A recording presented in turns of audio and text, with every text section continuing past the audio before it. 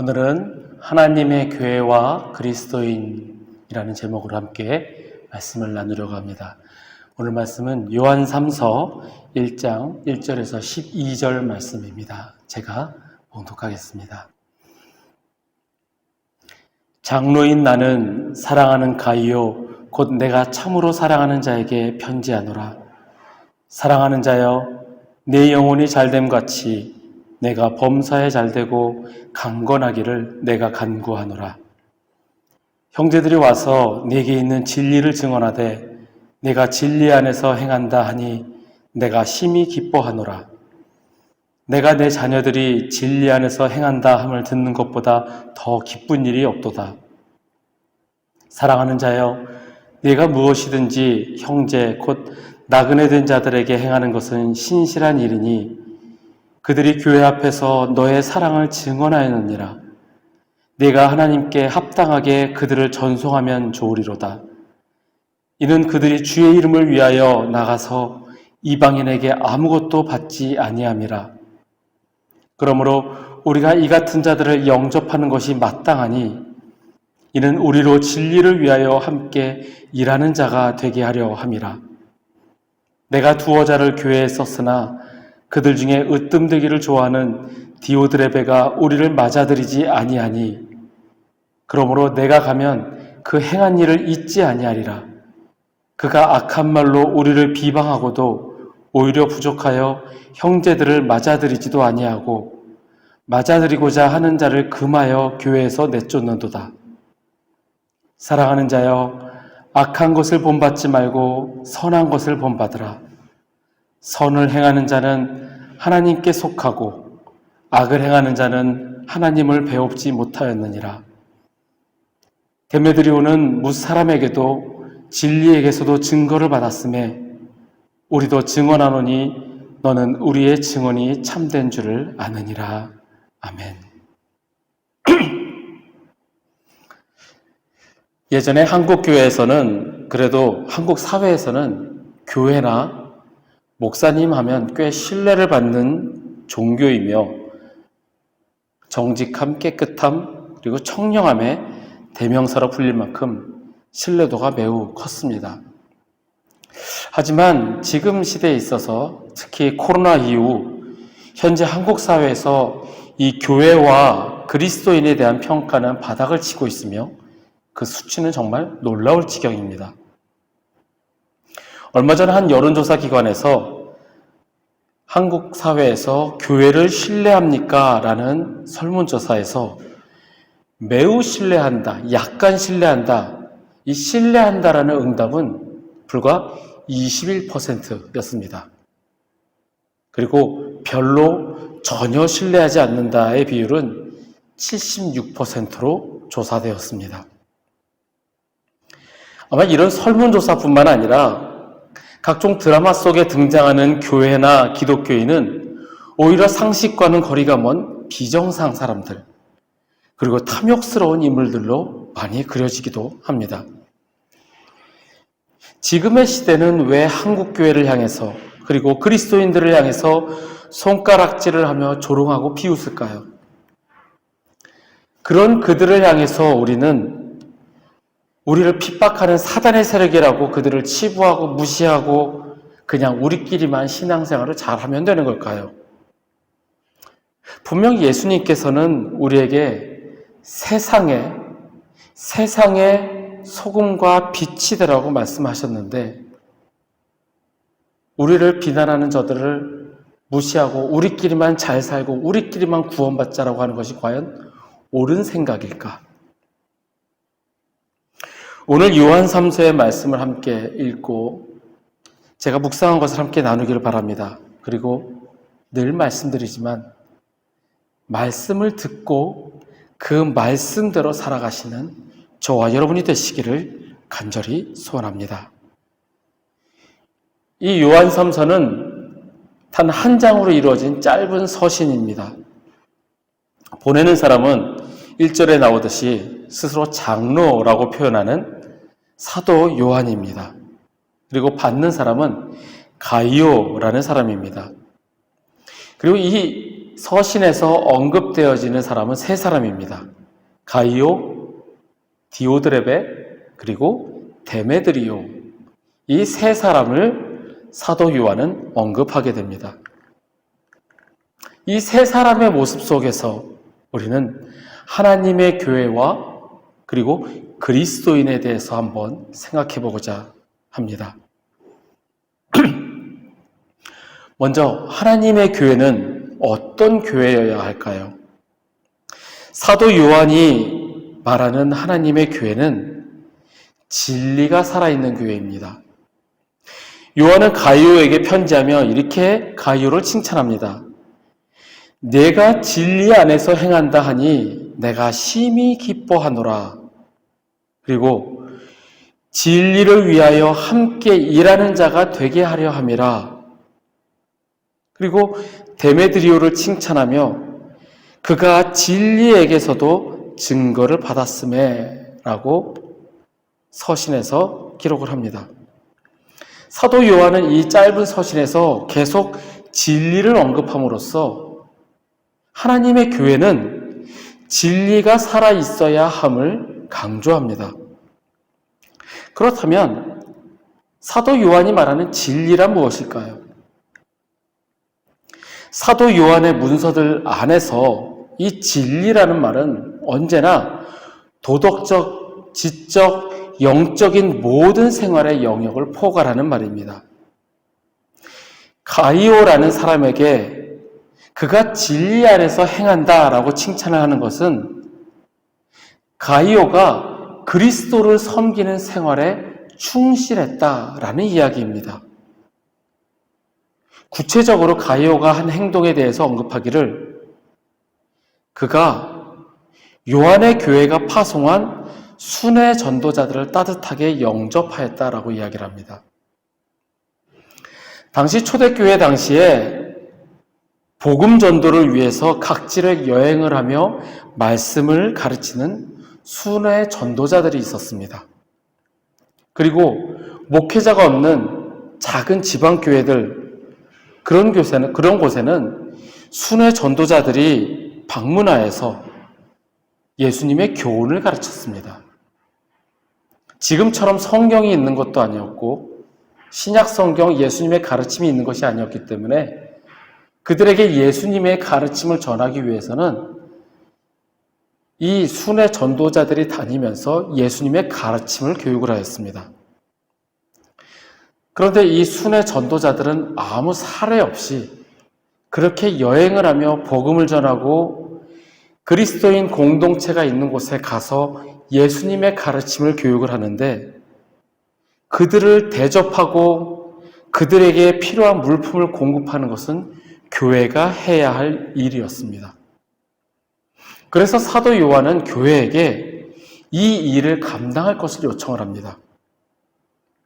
이 순회 전도자들이 복음을 전하기 위해서 여행을 다니고 또 그 교회에 들려서 예수님의 말씀을 가르치고 지금으로 치면 선교사님들을 후원하고 또한 목회자분들의 생활을 돕는 그런 역할을 교회가 하는 것이었던 것 같습니다.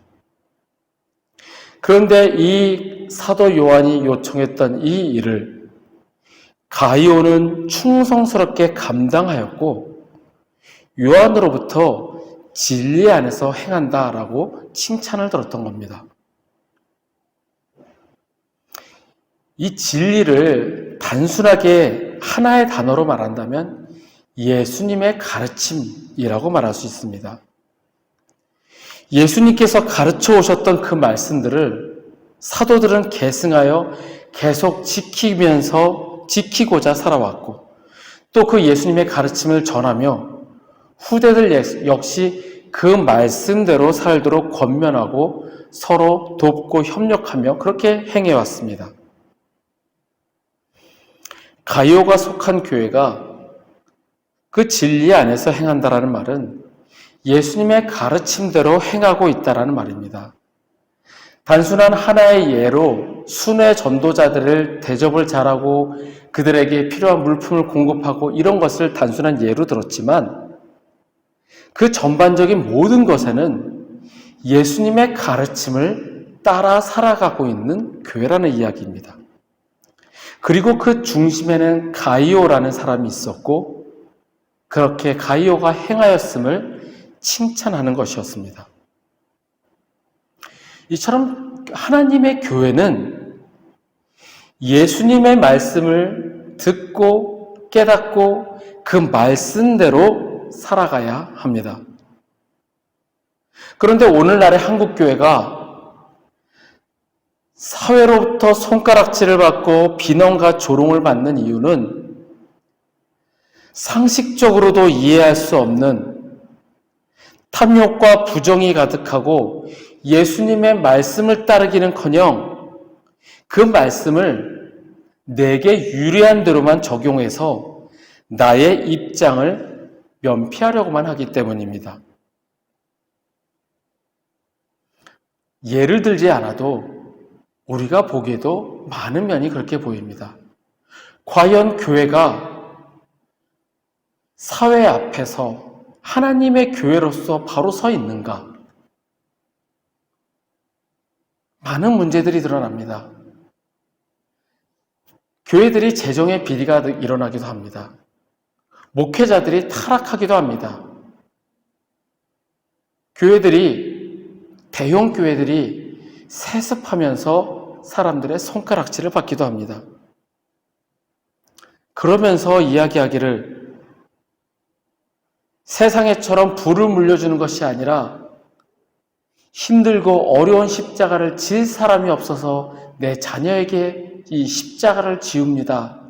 라고 성도들에게 이야기합니다. 세상 사람들이 보면 웃을 일입니다. 그리고 성경의 레위인들이 그 직분을 세습하였던 것처럼 목회직도 세습하는 것이 옳다라고 성경을 이용합니다.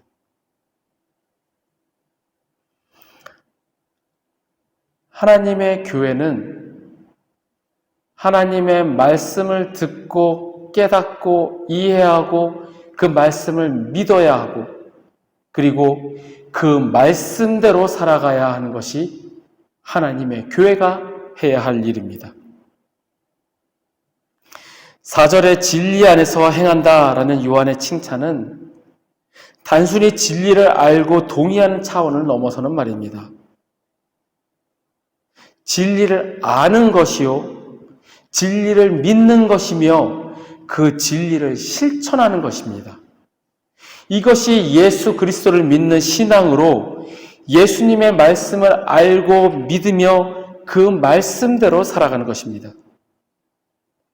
그런데 지금 세상에서 교회뿐만 아니라 기독교인이라 불리우는 많은 이들이 하나님을 알지도 못하고 믿지도 않고 그 말씀대로 행하며 살지도 않기 때문에 겉으로는 내가 이 교회 집사요, 장로요, 목사라고 직함은 달고 있지만 전혀 그리스도인답지 않은 모습으로 있기 때문에 사회로부터 손가락질을 받는 겁니다. 저라고 이 비판에서 자유로울 수 없습니다. 저 역시 이곳에서 점점 목사로 알려져 가고 있는데 저 목사가 저렇게 했대라는 이야기를 듣는다면 목회자를 떠나서 그리스도인으로서 그들 앞에 설 수 있을까? 늘 제 자신에게 묻고 조심하려 합니다. 작은 거짓말이라도 하였다가 들통이 났을 때 사람들이 살다 보면 거짓말할 수도 있지 라고 넘어갈 것이 아니라 어떻게 목사가 거짓말을 해? 라고 비판을 받는 것은 당연합니다. 우리가 늘 회개하고 잘못을 구하는 것이 옳은 그리스도인의 자세입니다. 참된 그리스도인들은 하나님의 진리를 믿으며 그 믿는 바 진리에 순종하는 삶을 살아갑니다. 예수 그리스도를 위한 헌신된 삶을 살아갑니다. 예수 그리스도를 알고 예수 그리스도를 믿으며 주님이 가르쳐 주신 그 말씀대로 실천하며 살아가시는 저와 여러분이 되시기를 바랍니다. 그것이 진리 안에서 행하는 삶입니다. 두 번째로 하나님의 교회는 내가 주인이라는 의식을 가진 사람이 없어야 합니다. 요한은 이 서신에서 디오드레베라는 사람을 콕 집어서 악한 사람이라고 평을 합니다. 그가 악했던 것은 실질적으로는 순회 전도자들을 대접하지 않고 그리고 대접하려는 교인들을 방해하였고 심지어 그 교인들을 쫓아내려고까지 하였습니다. 더구나 이 디오드레베는 사도 요한을 적대시하며 사도의 권위를 인정하지 않고 교제하지 않으려 하였습니다. 이 일들이 디오드레베가 이 교회에서 행한 악한 일입니다. 그런데 그를 확실하게 표현하는 문장은 바로 이 구절입니다. 9절의 말씀입니다. 그들 중에 으뜸되기를 좋아하는 디오드레베가 우리를 맞아들이지 아니하니. 디오드레베는 으뜸되기를 좋아하는 사람입니다. 바로 내가 이 교회의 주인이며 내가 이 교회를 좌지우지할 수 있는 모든 영향력은 내가 쥐었다라고 생각하는 사람이 바로 이 디오드레베입니다. 이 디오드레베는 이 교회의 영향력이 꽤 큰 사람이었습니다. 무엇 때문에 영향력이 있었는지는 알 수 없지만 예나 지금이나 영향력을 끼치려면 아마 돈이 많았을 겁니다. 아니면 혹은 돈이 많았거나 또한 이 교회의 개척 멤버였을 겁니다. 내가 이 교회에서 영향력을 끼치고 내가 주인인데 내 말을 듣지 않는다라고 한다면 그 사람을 쫓아내기까지 했던, 교회를 자신의 사유화하려 했던 탐욕을 가진 사람이었습니다. 우리가 반드시 알아야 할 것은 교회의 주인은 오직 하나님이시라는 사실입니다. 에베소서 1장 22절의 말씀입니다. 그를 만물 위에 교회의 머리로 삼으셨느니라. 아멘. 굳이 이 말씀을 예로 들지 않아도 교회의 주인이 예수 그리스도이심은 우리가 알고 있는 사실입니다. 그런데 알고는 있지만 나의 마음 속에서 과연 그렇게 행동하는지를 우리는 살펴보아야 합니다. 어느 교회를 가더라도 내가 이 교회의 주인이여라고 행세하는 사람이 눈에 띄는 경우가 많습니다. 그 사람이 목사님일 수도 있고 혹은 다른 직분을 가진 사람일 수도 있습니다. 내가 이 교회 개척 멤버인데 이 교회가 처음 세워질 때부터 내가 이 교회에서 함께 했다라고 자기 자신을 내세우는 사람이 있습니다. 그리고 교회가 개척해서 어느 정도 안정을 이루었을 때 내가 이만큼 키워놨는데 벌써 단어의 주체부터 다릅니다. 내가 이 교회를 키웠다라고 생각을 합니다. 내가 이 교회의 개척 멤버로서 내가 이 교회에서 지내온 짬밥이 얼만데 내가 이 교회 헌금을 얼마나 많이 했는데 당신은 헌금 얼마나 했어? 나 이만큼 했는데. 내가 교회의 주인이 되려고 합니다. 늘 저를 향하여 돌아보고 교만하지 않도록 기도하는 것은 이 교회가 내 교회가 아니라 하나님의 교회임을 알고 혹은 나의 것이라고 착각하지 않게 해달라고 기도를 합니다. 내가 세운 교회가 아니고 내가 키운 교회가 아니고 내가 헌금해서 성장한 교회가 아니라는 사실을 내 머릿속에 각인시켜달라고 기도합니다. 하나님의 교회입니다. 예수 그리스도가 머리 되시는 하나님의 교회입니다. 얼마 전에 정말 충격적인 소식을 들었습니다. SNS 스타 목사님이며 제가 그분을 팔로우하면서 그분의 짧은 글들을 자주 접하면서 참 인상 깊게 그러면서 그분의 설교도 가끔 들으면서 그랬던 목사님의 사임 소식이었습니다. 7년 전 교인 14명과 함께 교회를 개척하였고 7년 후 지금은 부교역자가 6명이 될 정도로 꽤 성장한 교회가 되었습니다. 이분이 참 말을 참 잘하고 좀 거칠게, 이 거칠다라고 해서 막말을 게 아니라 농담이 섞여지고 자칫하면 사람이 농담을 오해했을 정도로 늘 말에 농담이 섞여 있고 솔직하고 가식 없는 얘기로 많은 사람들에게 인기를 끌고 있는 목사님입니다. 수도권 지역에서 개척을 하고 이제 7년이 지나서 안정이 되었고 교인 수도 꽤 늘었는데 지난주에 안디옥 교회라는 제목의 설교를 하고 본인은 이 교회를 떠나서 새로 울산으로 내려가서 개척을 하겠다라고 선언을 하였습니다. 그러면서 이 목사님이 성도들에게 지금 있는 부교역자가 담임이 되도록 여러분들이 전폭적으로 지지해 주시기를 부탁합니다 라고 합니다. 본인이 개척을 했으니 내가 이 교회를 세웠으니 후임도 내가 정한다 이것이 아니라 교회법에 의해서 교인들의 투표로 담임 목사가 정해지는 것이니 저는 사임을 하고 개척하러 가겠습니다. 다만 이 부교역자가 담임이 되도록 여러분들이 지지를 해 주십시오라고 부탁을 합니다.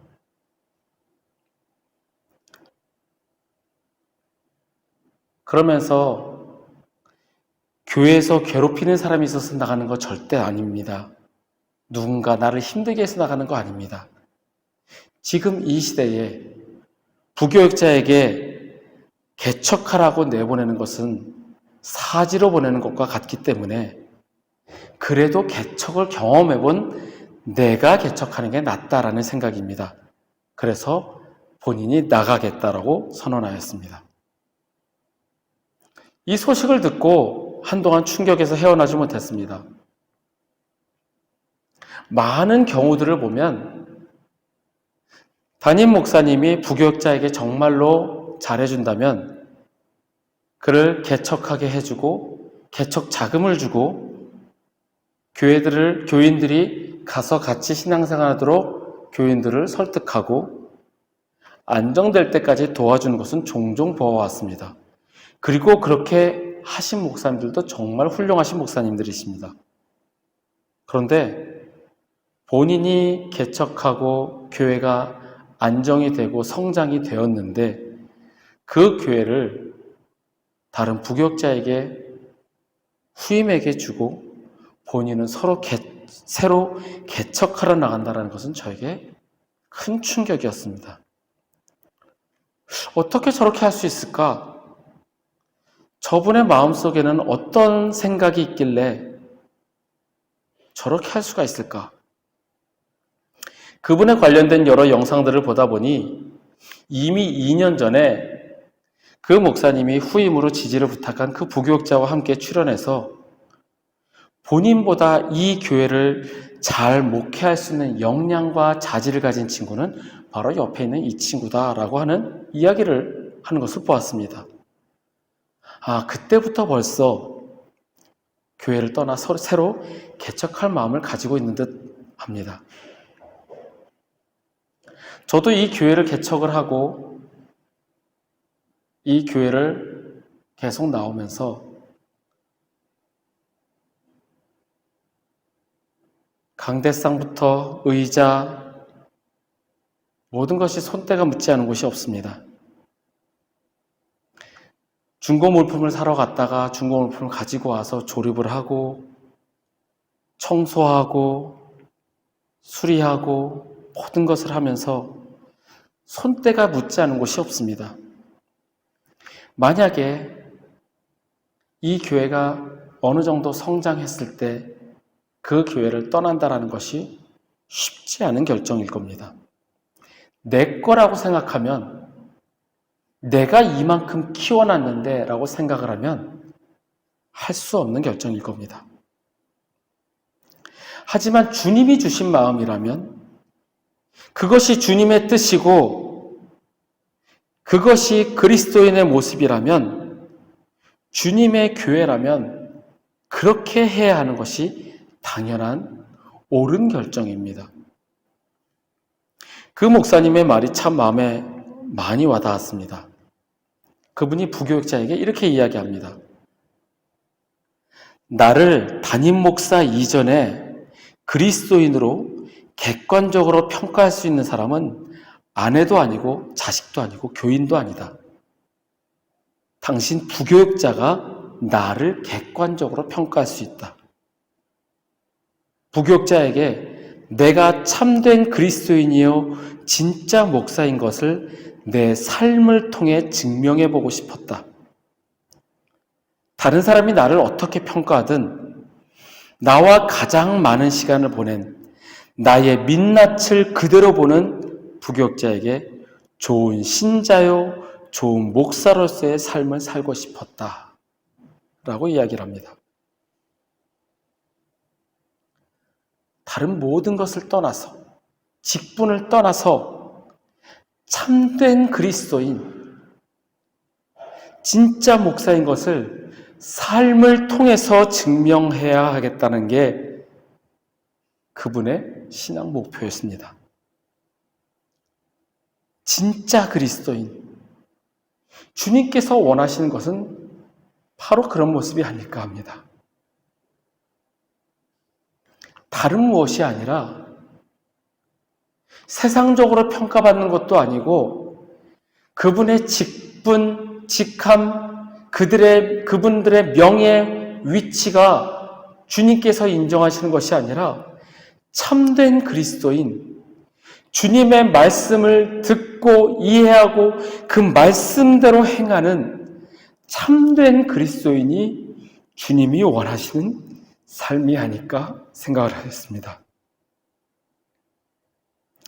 그런 면에서 사도 요한은 가이오에게 데메드리오를 칭찬합니다. 그를 칭찬하는 이유를 12절에서 볼 수 있습니다. 제가 세번역 성경으로 읽어드리겠습니다. 데메드리오는 모든 사람들에게 좋은 평을 받았고 또 바로 그 진실한 삶으로 그러한 평을 받았습니다. 우리도 또한 그렇게 평합니다. 그대는 우리의 증언이 옳다는 것을 압니다. 데메드리오는 진실한 삶으로 좋은 평을 받았습니다. 진실한 삶입니다.